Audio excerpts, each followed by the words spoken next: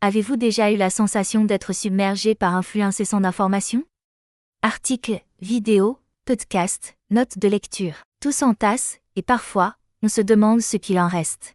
Et si vous pouviez bâtir un espace mental externe, un système capable de capturer, d'organiser et de réutiliser vos idées? Bienvenue dans les pensées d'Adler, là où les vaisseaux sont pour mieux vous plaire. Des clés cachées dans chaque auteur. Obsidian Mania, je partage mon labeur. Divisé pour créer, enfant pour briller. Avec vous, je suis là pour explorer. C'est exactement ce que propose Tiago Forte dans Construire un second cerveau, apprendre à saisir l'information, la structurer et l'exploiter pour doper votre créativité et votre productivité. Bienvenue dans les pensées d'Adler sur la chaîne Obsidian Mania. Obsidian Mania, diviser pour mieux créer. Je suis Irina Adler, votre inspectrice des savoirs, et aujourd'hui nous explorons un concept révolutionnaire, le second cerveau, un système qui pourrait bien transformer votre façon d'apprendre et de créer. Bonne écoute.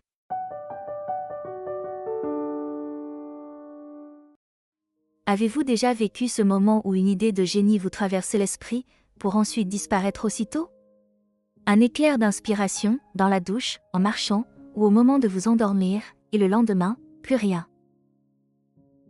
Nous l'avons tous expérimenté. Pourtant, nous persistons à croire en la fiabilité de notre mémoire, alors qu'elle est largement imparfaite. Tiago Forte nous propose donc un remède, créer un second cerveau, un espace externe pour conserver nos idées, nos leçons et nos réflexions, afin de ne plus jamais perdre une information précieuse. Toutefois, il ne s'agit pas de collectionner des données sans but. Forte insiste, il faut retenir ce qui compte, structurer ce que l'on apprend et s'en servir de manière stratégique. Il présente une méthode en 4 étapes. D'abord, capter les informations et les idées pertinentes. Puis, les organiser de façon à pouvoir les retrouver facilement. Vient ensuite la distillation, qui consiste à extraire l'essentiel. Enfin, on passe à l'expression, la mise en pratique concrète de ces connaissances. Tout commence par la capture. La principale erreur, à ce stade, est de vouloir tout enregistrer. Mais capter n'implique pas d'emmagasiner la moindre bribe de connaissances. Il faut être sélectif. Forte propose 4 questions à se poser avant de noter quoi que ce soit. D'abord, est-ce inspirant?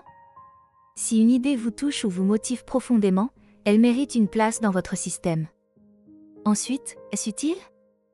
Une information peut valoir de l'or si elle se raccorde à vos projets ou domaines de vie. La 3e question concerne la pertinence personnelle. Cette donnée résonne-t-elle avec vos expériences, vos valeurs ou vos aspirations? Enfin, la surprise compte également, quelque chose qui remet en question vos croyances ou vous offre un nouveau regard à toutes les raisons d'être conservé. Passez à l'action, dès aujourd'hui, appliquez ces critères pour trier ce que vous retenez ou non. Une fois les informations capturées, il faut les organiser. Tiago Forte a conçu le système PARA. Ce dernier classe tout le contenu en 4 grandes catégories. D'abord, les projets, c'est-à-dire ce qui est en cours et nécessite des actions. Ensuite, les domaines, area, qui sont les sphères de votre vie ou de votre travail que vous gérez au long cours, comme votre santé ou vos finances. Puis, viennent les ressources, c'est-à-dire les informations pouvant servir à l'avenir, sans être liées à un projet immédiat.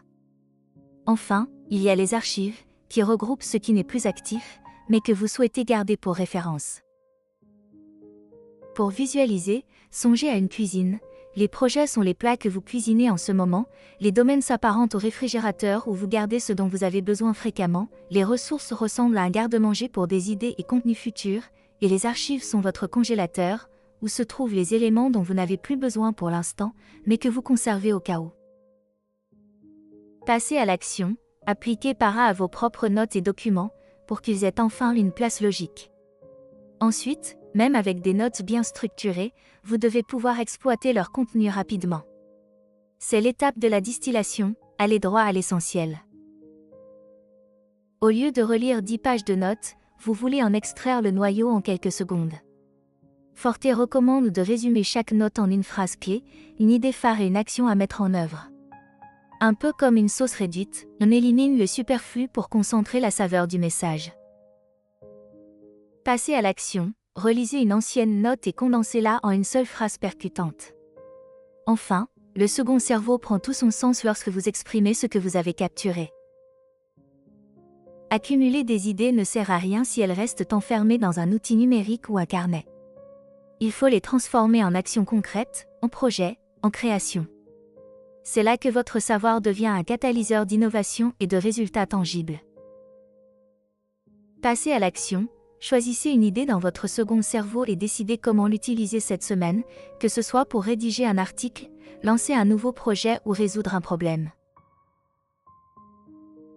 Après avoir découvert comment structurer et exploiter ces connaissances grâce à un système d'organisation numérique, il est temps d'aller plus loin en explorant les méthodes pour mieux apprendre et mémoriser, ainsi que les principes pour développer une pensée profonde et créative.